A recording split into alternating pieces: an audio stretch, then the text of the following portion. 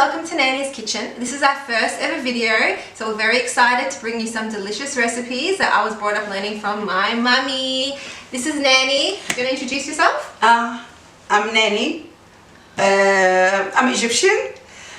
I'm forced to make the I forced her to make the videos with me, but it'll be fun. So she can bring you all her recipes. I wish you liked my recipe.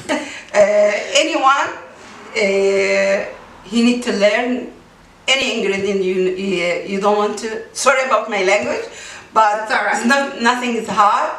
I'm Egyptian, but I can do some of it Lebanese or Turkish. Anyway, I wish you like it. Yeah. So we're going to be making a lot of other cuisines, not just Egyptian food. So stay tuned and subscribe and like our videos. So today, what are we going to be making, Mum?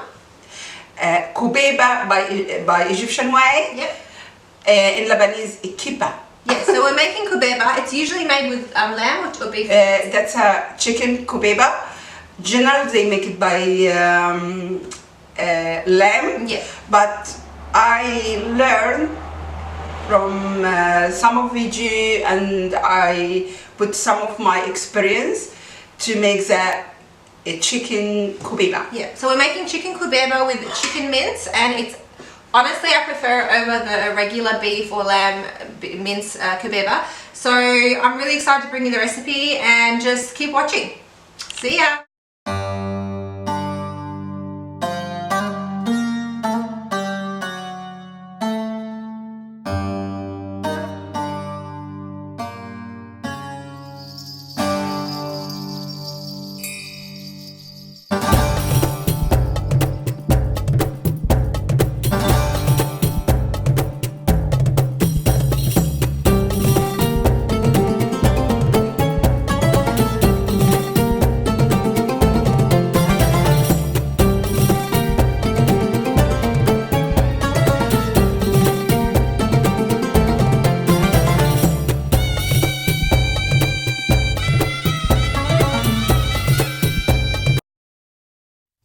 Okay guys, so we're just washing the burghal, giving it a good wash with some warm water, just giving it a few washes and draining it. You could use a metal sieve for this, and then after you wash it a couple of times, we then just soak it for about 5 minutes in warm water before we move on to the next step.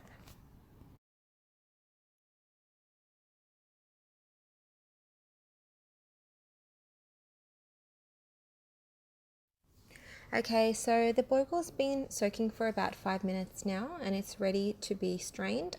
We're going to use a metal sieve to strain that, and then just to get rid of any excess water from it, we're going to use our hands, and we're just going to squeeze out any of that water and then place it into another plate. And once that's all done, it's ready for use. Okay, now we're going to add about 3 to 4 tablespoons of olive oil into our pot. And we want to add a bit of butter to that too. So we've added about 1 tablespoon of butter. We're going to let that heat up. And once that's ready, we're going to add our minced onion.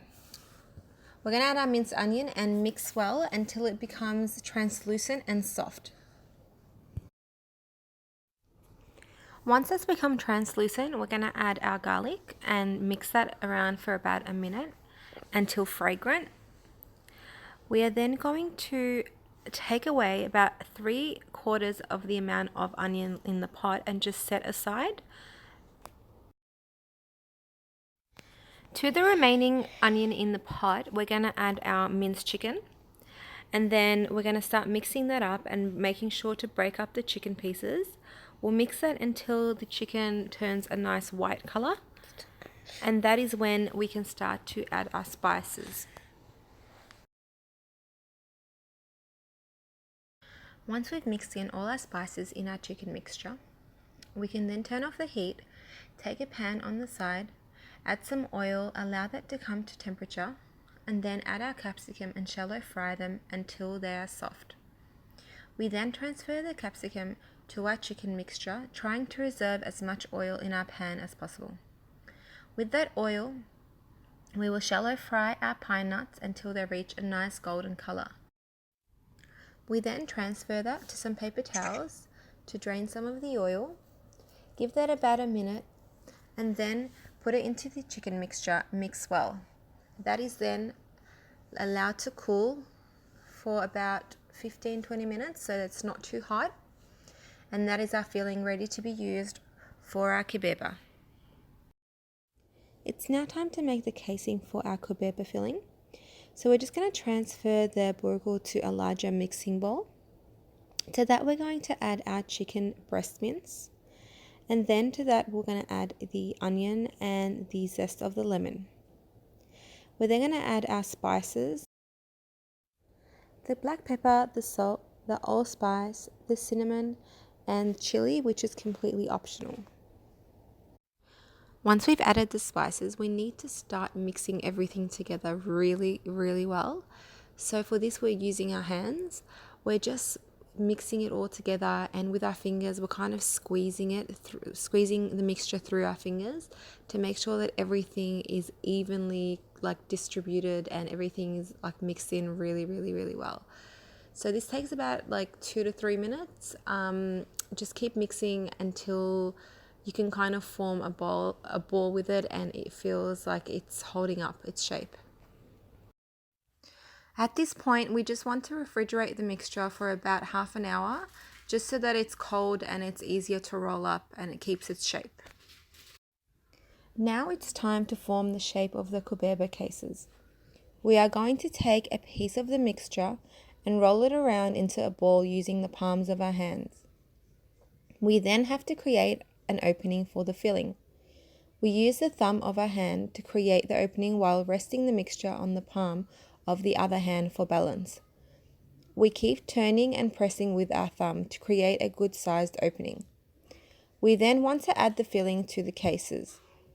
We want to make sure not to fill to the top of the opening so that we can easily seal the kobeba casing without bulging.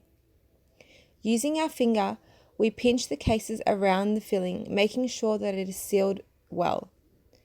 We then dip our finger into a little water and run it over the seal to ensure a smooth finish. If there are any small cracks or slight openings around the kobeba, use some water on your finger and run them over to seal. Be gentle with the kobeba at this point, as they are very delicate and we want to retain the little football shape. Once we roll them out, they are now ready to be fried. At this point, before frying, you can also freeze some of them for later. So this recipe makes around 20 to 25 kobeba, depending on the size you make. We are now going to fry the kobebas. We have a saucepan filled halfway with some vegetable oil. We just allow it to reach temperature for frying. Once it's ready, we add around 4 pieces of kobeba at a time. Depending on the size of your pan, try not to overcrowd the pan. Make sure you lower them into the oil gently. Let them fry until they reach a nice brown color. Once they reach the right color, we take them out and put them on some paper towels to soak up the oil.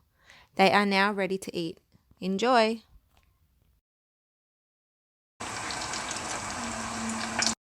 Hey guys, welcome back. So we finished the recipe and this is the kobeba. Read the description box below. It'll have the amounts and the full recipe and how many will come out from the recipe. You should have a bit of leftover filling. If you do, you can put that in a Ziploc bag and keep it in the freezer ready for use whenever you want to make some more. You can also freeze these before you actually fry them. So get them ready, put them in a tray, freeze them, and once they're pretty solid, you can then transfer from the tray and put it in a Ziploc bag and keep it in the freezer for when you are ready to use in the morning. Quickly fry them up and eat them for a snack or something. Okay, so let's open them up and see how they look. They're so cute. They look like little footballs. So you're zooming in there. Cameraman zooming in. All right, we're gonna open it up. So it's nice and hot still. Can you see that? Really nice, all the stuffing in there. Let's try it. So let's try it. God, I'm gonna miss it. Oh God. Actually, it's very nice. It's delicious, guys. My kids love this recipe, so honestly try it and let us know what you think. Also, leave us any comments or questions in the comments below, and we'll try to get back to you as soon as possible. So thank you so much for watching, and yeah, more recipes to come. See ya. Bye.